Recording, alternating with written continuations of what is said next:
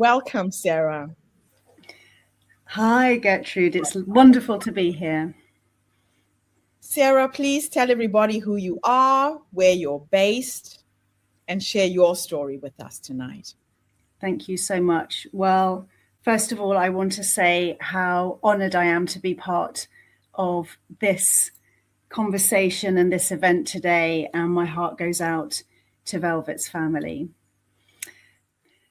Hello, everybody. I'm Sarah Perugia, and I'm based here in the UK, in Oxford, beautiful English village in rural UK. And today it's a bright, sunny, beautiful day. And I want to take you back to another bright, sunny, beautiful day in rural England.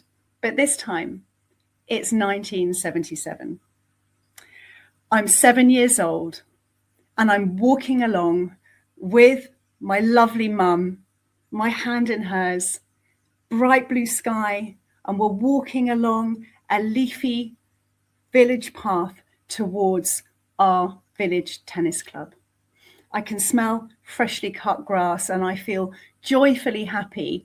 I can feel my hand inside my mum's hand, my tennis racket in the other hand, and I feel so excited and joyful to be with her. We're chatting, we're laughing, we're having such a wonderful time. The tennis club we're walking towards is just a shabby little village tennis club, nothing fancy at all.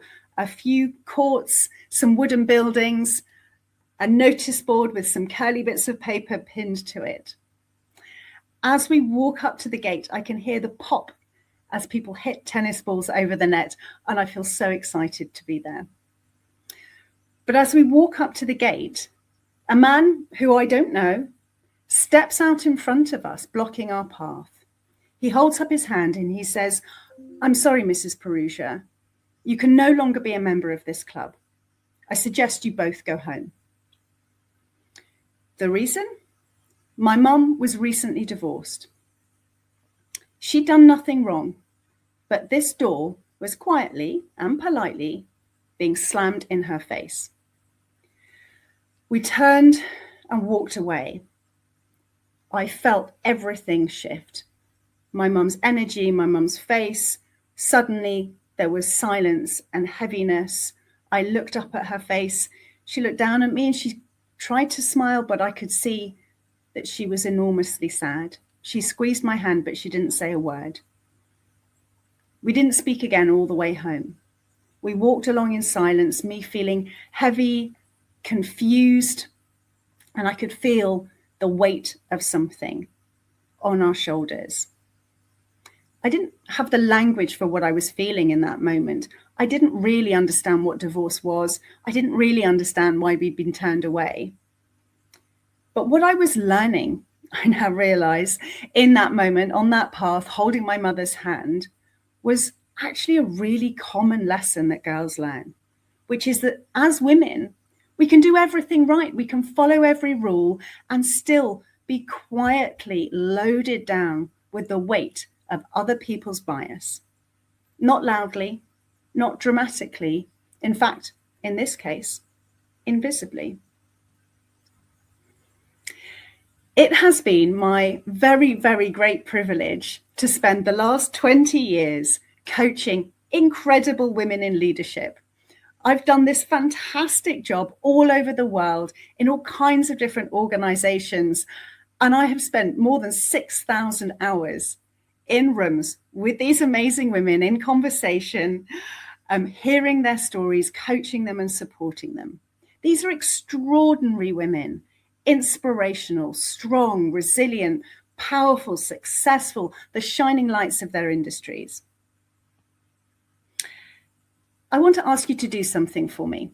I want you to take a moment and imagine a woman in your life. She's amazing. One of those incredible women. Perhaps it's that colleague who always responds, who always helps, who always supports. She's kind, she's caring, she's supportive, she's inspirational. Or perhaps it's that friend who spins every plate, juggles things with grace, who perhaps has a big career and a home life too, and she's managing everything and everyone. Picture this wonderful woman. Now, I want you to imagine that she's wearing an invisible backpack. From the outside, you see her competence, you see her grace, you see that superwoman. But inside that backpack that she is wearing all day, every day, are heavy, jagged rocks, like these ones. She is carrying these rocks with her all day, every day. And what are these rocks? Perhaps one rock might be the emotional labor of keeping her team happy, of checking in, of holding other people's feelings alongside her own. Perhaps another rock might be the second shift, the one that starts when her first job ends, as she goes home and takes on the mental load of the household, the invisible planning, the looking around corners, the making sure everything runs smoothly and everyone has what they need. Perhaps the heaviest of all is the resilience tax, the silent requirement to be unshakable, to never let that mask of capability slip, the sheer grinding weight of navigating a workplace and a world that just wasn't built for her, day after day, and being expected to do it with grace. Because the backpack is invisible, we don't offer to help. Instead, we do something far more dangerous. We applaud her strength. We celebrate her resilience. We tell her what an amazing job she's doing. We call her inspirational because, of course, she is all of those things. And then, because she's handling it all so beautifully, what do? We hand her another rock. Recently, I was in a coaching session with a female senior executive at a large global organization. You might have seen her on LinkedIn. She's an award-winning leader, a keynote speaker, a LinkedIn top voice, and she's known in her company as the go-to generous and inspiring and engaging mentor. She pays it forward every single day. She's vibrant, she's energetic, she's the kind of woman we all aspire to be. In this session, behind closed doors, this woman sat quietly with me and wept. Tears ran down her face. This is not unusual in these private, confidential, safe coaching spaces. This was her moment of honest exhaustion, and it's something that I see all the time.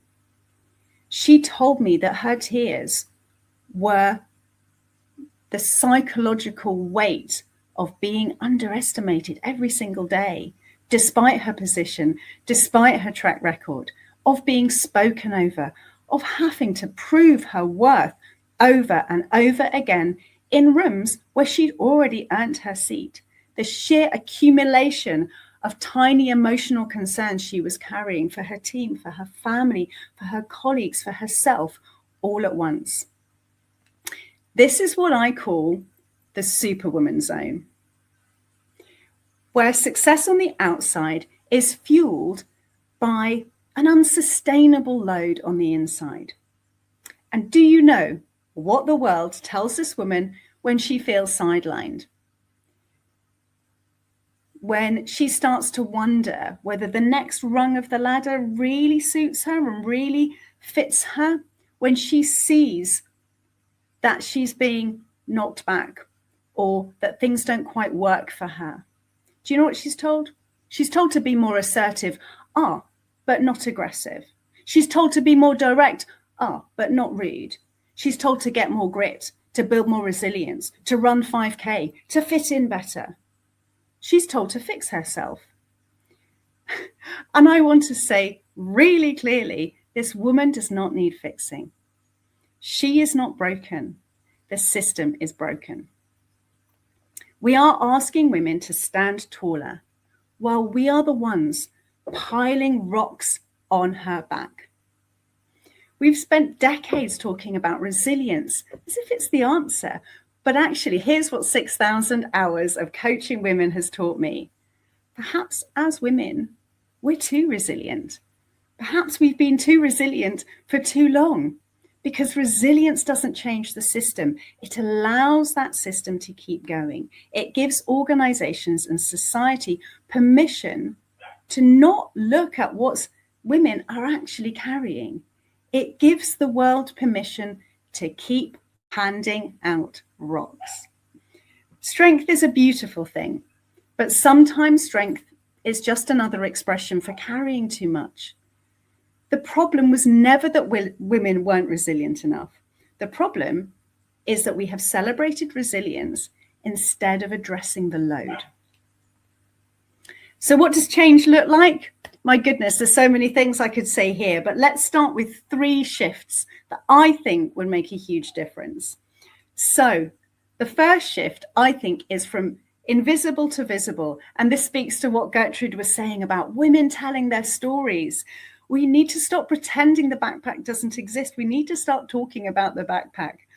For leaders, for organizations, for all of us, and wow, for me too, it begins with seeing the load, naming it, talking about it, not as a complaint, but as a fact. The second shift is from resilience to relief.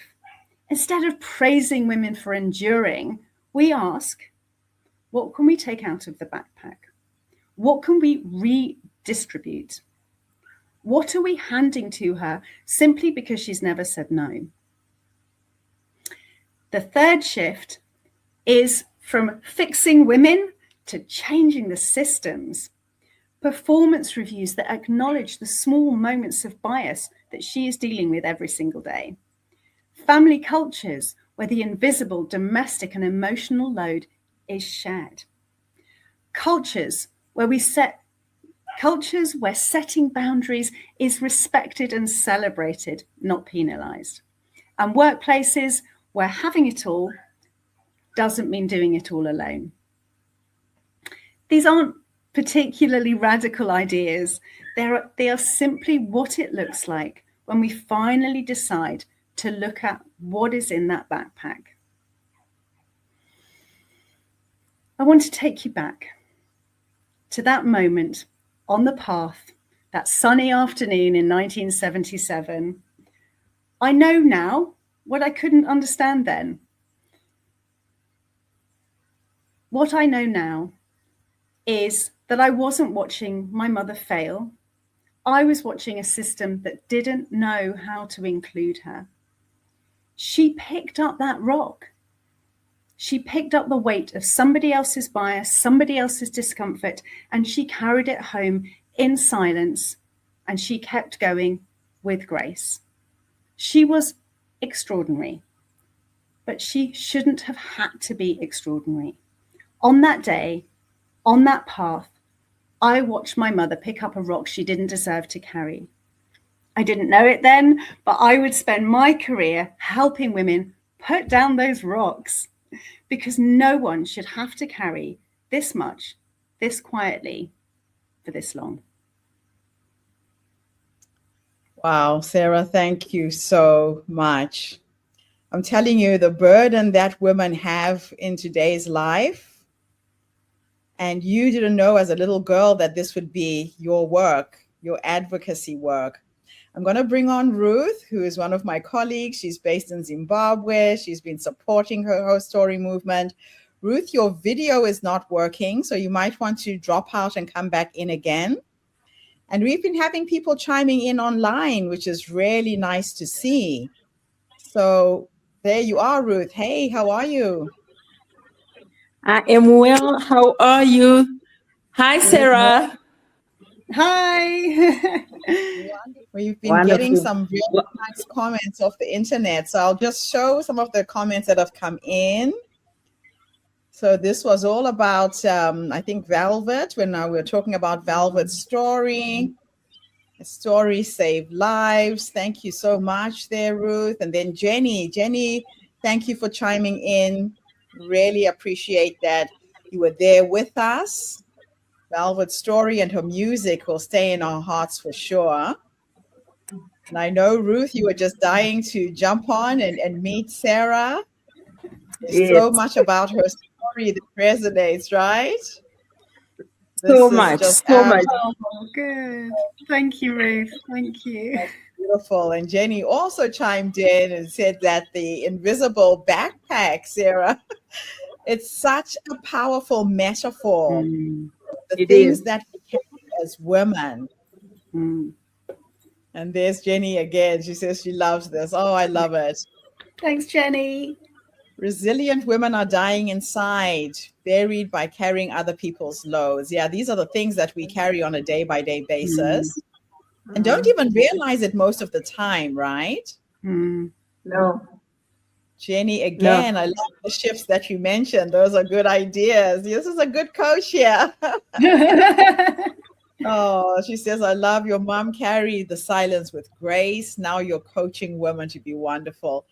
Absolutely awesome to see people chiming in online as we share these amazing stories. So thank you for everybody who's online listening to us. So, Sarah, we're going to unpack your story and we're going to reflect a little bit on Velvet's story. So, the day that we did that Velvet interview, Ruth and I were online together, holding space for her. We decided that we will allow women to share their stories in whatever way they like. We have women who come and play musical instruments, women who've danced. And so, Ruth, you might want to start off and just reflect on Velvet before I touch on what I want to say with regards to Sarah. Thank you. Thank you so much, Gertrude.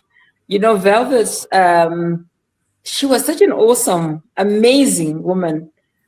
And I know her life touched many through her music, through her heart. She had such a golden heart. And what we loved about her more than all this is because we called her our sister-in-law because she was married to a Zimbabwean. So we actually said, oh, we have a Murora. We call them Muroras. And we used to call her Murora Makoti as in sister-in-law for us. And she was very special. Her music was special. She learned to sing in Shona, our one of our vernacular languages in Zimbabwe. And we were so impressed. She was playing her instrument, a number of instruments, actually. She was that talented. And she was such a wonderful woman. And it was such a shock and so painful when Gertrude sent me a message that Velvet was gone. And we only found out because somebody wanted to pay, one of the media houses wanted to pay. A radio station that called me. They were researching about her and they found the podcast and they were asking for permission to use the podcasts at her funeral, part of the memorial ceremony they had for her. So yeah, that was very that was very sad. And to know that violence against women happens even to those that from the ones that we are helping. And as we are celebrating the International Women's Month, so thank you so much, Gertrude, for bringing that into our program, just acknowledging and honoring Velvet's story and her life. we need to remember that these things are happening to almost every woman we know. We just don't hear about it most of the time. So true, and that's why I agree with what you say. That conversation, we must have conversation about this, and we need to involve the men in the room when we have this conversation. So hopefully we'll be able to get some men to come and speak on this program, the March program, so that they also contribute to that. So thank you so much for honoring Velvet in this episode, Gertrude. That's the work we're doing. Now, Sarah, let's go to you. I have a few questions. You know, your story always blows me away. The invisible backpack is such a powerful metaphor. What was the moment in your coaching career when you first realized how many women are silently carrying that invisible load? Interestingly, I mean, it's kind of built over a long time, but the real light bulb moment came probably about 10 years ago. I was doing a workshop on resilience. Okay. You know, because that's what we do, right? You know, we kind of go, okay, well, and it was an all women's group, only because I love working with women all together, and I find it's a safe space for them and they can speak really honestly. So I thought, well, this is a really, you know, this is a topic where there's some vulnerabilities sometimes. So let's make it an all women's space so that people can really talk about this stuff. So there were about 20 women in the room, and we sat in a circle, and it took about 3 minutes, Gertrude and Ruth, before those women were saying, well, there's this and there's this and there's this and there's this. And they were laughing, and they were recognizing each other's burdens, and they were talking about, you know, their challenges, and, you know, and it was such a revelation really for them and for me around, oh, this resilience conversation needs to be a different conversation. It isn't about, oh, how can we be more resilient? It's about, why is the world demanding that we are this resilient? You know, what is it we're carrying that means we have to be this graceful, this strong, this resilient all the time? So, you know, it was a brilliant conversation, and it allowed women to kind of have these moments where I could literally see on their faces, it was like, oh, this isn't just me. This is every single woman in this room feels exactly the same way. And they were from different backgrounds. They had different jobs, different specialisms, you know, different cultures. They all felt the same way. And so that was really where I kind of shifted gear in my work towards really thinking about, what is it we're carrying that actually isn't ours to carry? What is it we can start putting down? And it's interesting because that's that generational legacy that is passed down from mother to daughter. Right? And you are not even aware of how you're wired, but you had a role model that you watched and that you emulate unconsciously. You carry that load. Yeah. Now, you have coached leaders for over 6,000 hours across the world. What are the most common patterns that you see in the pressures successful women face in leadership roles? I mean, I think there's all sorts of things to say here. I mean, I don't want to give you a sort of, you know, 2-hour answer, Gertrude. But I think there's a sort of, the pattern often is that within organizations, not every organization, but within a lot of organizations, there's still an awful lot of, even at senior level, really quite systemic biased behavior. You know, things that the men don't even notice. The fact that the woman has put last on the agenda, or that she's spoken over, or that her authority is doubted. I don't know if you've read an amazing book, The Authority Gap. You know, as women, we're constantly having to prove ourselves over and over again, even when we've already done so. Women are often promoted based on what they've done. Men are often promoted based on the possibility of what they might do.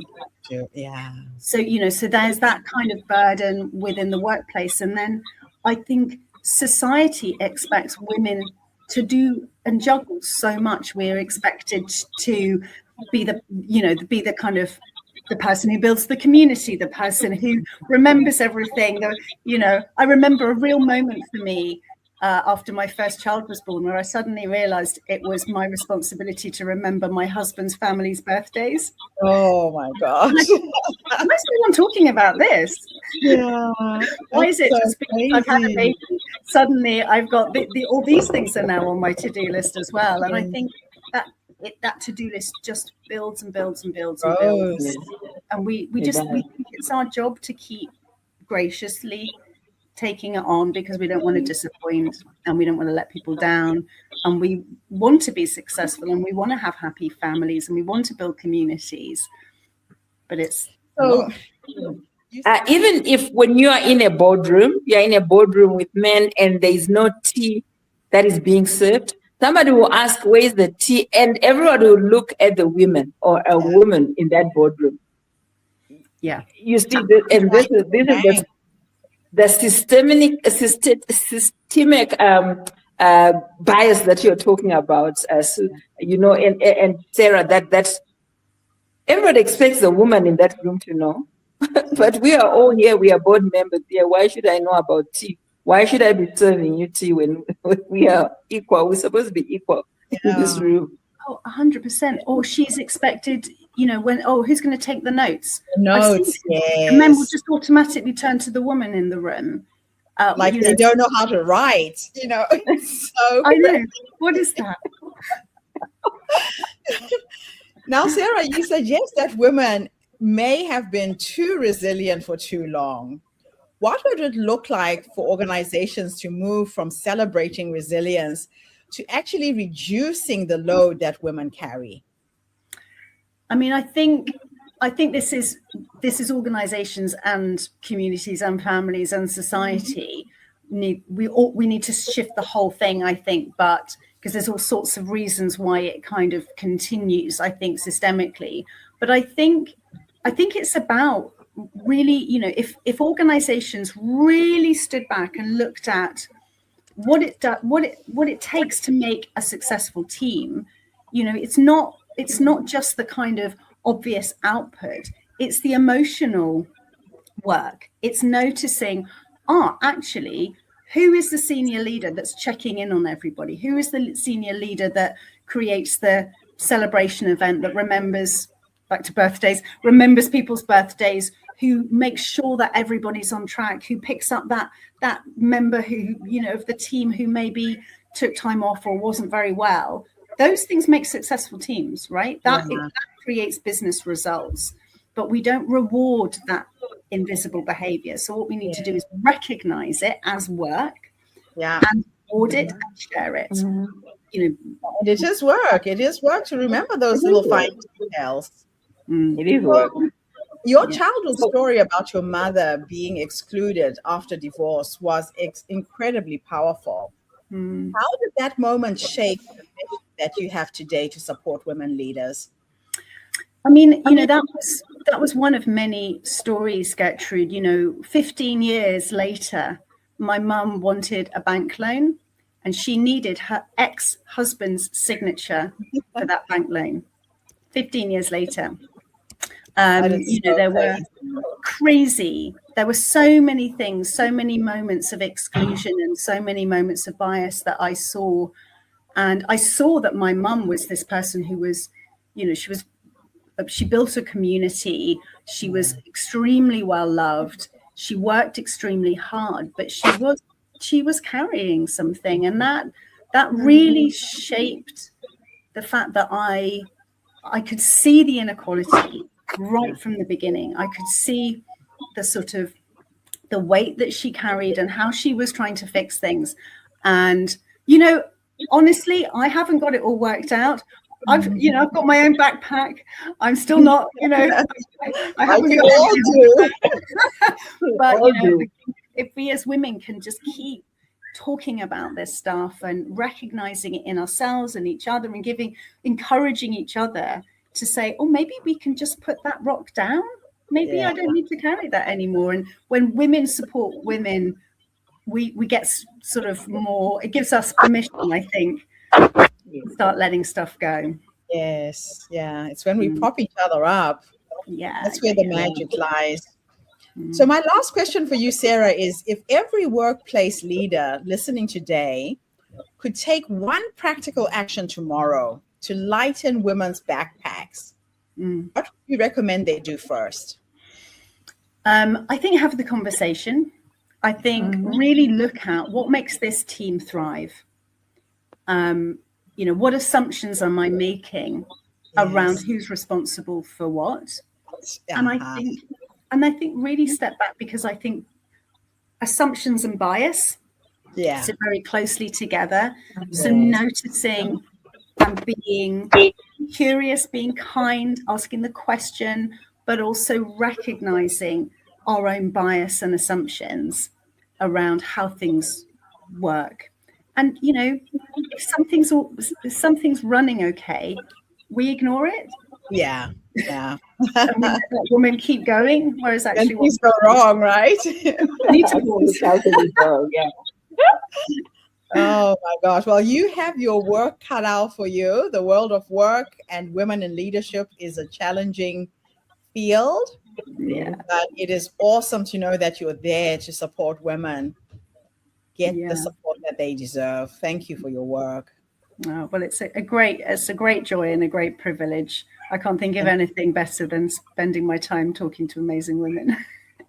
And what an honor that you broke the generational curse as well for your family. You're being a Yeah. real role model for all of the women in your family and in your community as well. I love it. Yeah, Well thanks. done. Absolutely Well done. wonderful, ladies. Thank you all so much for being with us today. Sarah, again, thank you for this amazing, inspiring presentation and a real tribute to your mom. You know, we stand on the Yes, shoulders of giants. Yeah, we We do. stand on those who came before us, and just for her to be remembered this week for International Women's Month is a real blessing. We really have to remember where we came from and who groomed us and made us the women that we are today. Thank you. yeah, yeah. Thank you, Gertrude. Thank you, Ruth. It was wonderful to speak with you. It was so Absolutely wonderful awesome. And listening thank to you your to story. everybody who tuned in and who took part in the Her Story Online Summit. We are a social impact movement that brings you the stories and voices of women from all over the world. We share our stories to empower you, to energize you, to connect you, but most importantly, to take you from where you are now to where you're trying to go. So if you know a woman who is struggling with a leadership position, tag her on this video. If you know a woman who's experiencing domestic violence or looks like something is wrong at home, talk to her. Sometimes it's just a matter of asking a colleague, how are you doing? How are things at home? You just never know until you ask. So we will be back again in 3 months' time. End of June, we'll be having our next summit.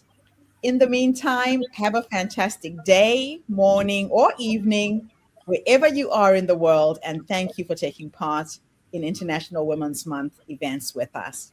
Bye for now, everybody. Thanks again, Sarah. Bye, Ruth. You get me. Thank you, Sarah.